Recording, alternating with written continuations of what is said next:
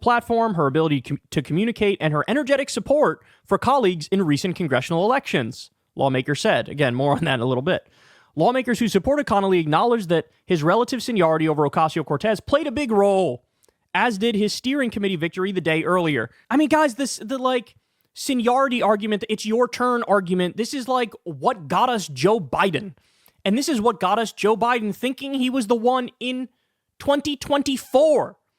It's the same mindset. It's been 10 years since we resisted a steering committee recommendation, noted Representative Don Bayer, a staunch Connolly ally. I love that.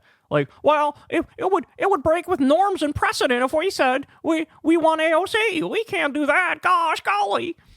The full caucus voted in 2014 to shrug off steering's recommendations that Representative Anna Eshoo lead the Energy and Commerce Committee and elected Representative Frank Pallone.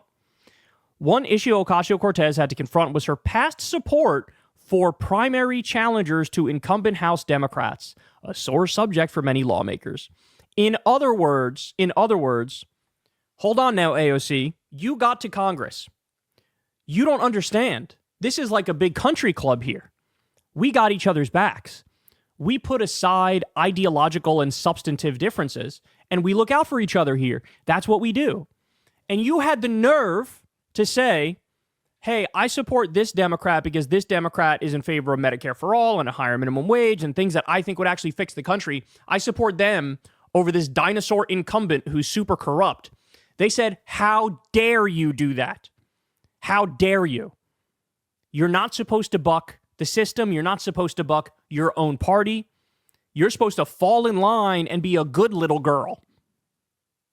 This is all out in the open. Like, this is what people were offended by about AOC. Like, oh my God, you didn't get here and powder all of our bottoms and tell us all we're special and circle the wagons and protect us all. But she doesn't agree with all of you. Oh my God. She was pressed on the issue in Monday's Steering and Policy Committee meeting. Dinosaurs, according to one House Democrat who said she pledged not to continue that practice. So, by the way, when she first got in there, yes, she supported some primary challengers in like the next election cycle. But since then, she's actually said, okay, this clearly pissed off a lot of my colleagues. Therefore, I might be able to get less done of what I want to get done. So I guess I got to turn around and support my colleagues, regardless of ideological differences. And AOC thought, well, this is the way to climb the ladder, because this is what they're telling me I need to do to climb the ladder, to get more power, to make more change, right? Then she does the thing they want her to do, and they go, nope, not enough, because there was a time when you supported primary challengers against some of us, and we're going to hold that against you forever. So then why the fuck would she change her actions? Why the fuck would she have stopped doing that? If you're going to spit in her eye regardless, she should have kept trying to primary all you fucking idiots. She rattled off all the stats. I've raised over $1 million for members. I've paid all my DCCC dues. I was one of the most active surrogates for the Biden and Harris campaigns.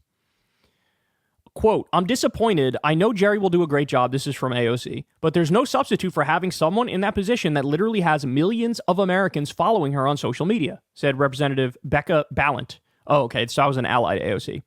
I think that the seniority issue in this building gets in the way. Our people back home, they don't care about seniority, Ballant said. No shit. No shit. You don't say. Both candidates' supporters predicted that AOC would be elevated to a leadership role in the not-so-distant future. Connolly's trademark vigor made colleagues comfortable that he could take on the Trump administration despite his age and recent cancer diagnosis. Connolly said, quote, we're looking at capability. We're not looking at age. Is somebody capable, irrespective of how old they are, and if they bring energy and enthusiasm? Are you ready for this? You literally can't make this up. Quote, Jerry's a young 74, cancer notwithstanding. You guys are a joke. You guys are pathetic. I mean, this is embarrassing, bro.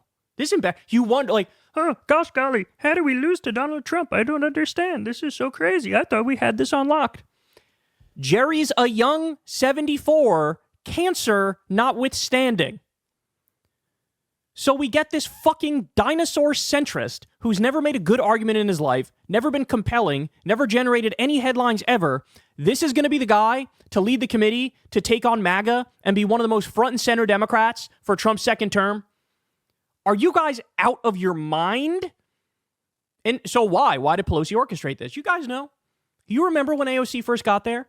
You had like Green New Deal protesters in Pelosi's office. And what did AOC do? She went in the office and she joined the protesters. And she gave a speech. And Nancy Pelosi has never let that go. Because to Nancy Pelosi, the biggest sin is actually believing in something and taking on your own party about that thing. She says, no, we have hierarchy. We have order. We have leadership. What the top says goes, and that's the end of the conversation. Okay, but what if I don't agree with the top? What if when you guys say, we're not going to do Medicare for all, I say, fuck you, I want to do Medicare for all? What if when you guys say, hey, let's drop the increase in the minimum wage from this bill? What if I say, I don't agree, I want to keep it in there? Doesn't matter if you disagree. You fall in line like a good little girl. Don't listen to your constituents. Don't listen to the American people. Don't actually try to fix things. Do what I say. So look, this is, I mean, it's almost like Democrats want to lose, right? You're clinging to your norms and your order and your seniority so hard, and you don't understand. There are no more rules, bro. The rules are dead. The rules are gone. Donald Trump won the presidency again. He had 91 criminal charges and tried to overturn the last election.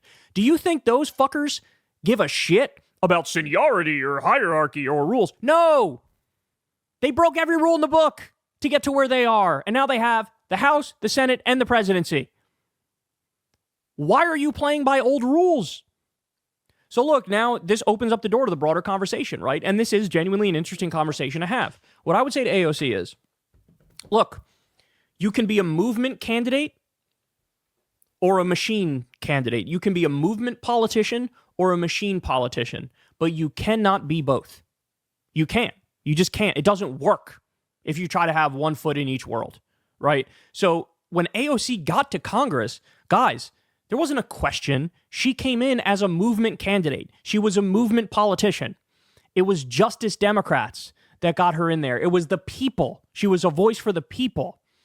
So she was supposed to harness that outsider energy and come to really make change. So with you getting in there as a movement candidate, that means you should have been a movement politician, right? And to be fair to her, she tried it. She supported primaries against her, other people in her party, and she paid a political price for it. But the thing is, her reaction to that was, okay, well, this isn't working to get me friends in Congress, which means I don't think I could get more change done, which means I guess I'll start listening to some of their criticisms, and I guess I'll stop supporting primaries against my colleagues. And so she tried to transition from a movement candidate and a movement politician to a machine candidate and a machine politician. But it was never going to work. The source of your power came from being an outsider, came from that giant following you have on social media, came from your ability to generate headlines, right? You need to make the other Democrats fear you. That's what you need. Because when your power becomes so astonishing and overwhelming and you're willing to use it, that's when they say, hey, maybe it's a placater, maybe we give her some sort of a leadership role, right? Because they're afraid of the trouble you can cause if they don't give you a leadership role. That was your lane. That was your move, right?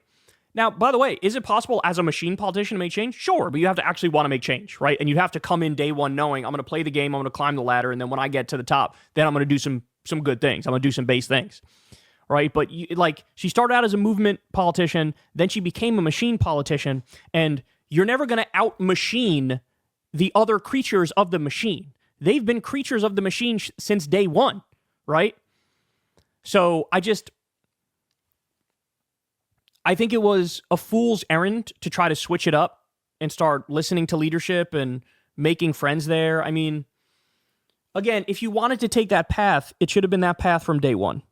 But that wasn't your assignment. Your assignment was, I'm a movement candidate and I'm going to be a movement politician. And if that means you don't have friends there, it means you don't have friends there. But the way for you to get into positions of power is to leverage basically your mob of supporters, because you're actually a representative of them and they really like you and they're willing to do stuff for you and go to the mat for you. You can have your people make phone calls. You can have your people protest politicians who get in the way. You can create 1,000 headlines with your ability to make an argument and piss off the right and trigger the right. A lot of her power is in her ability to trigger the right and get in those fights with the right. That's a weapon That's a weapon. But I think she sort of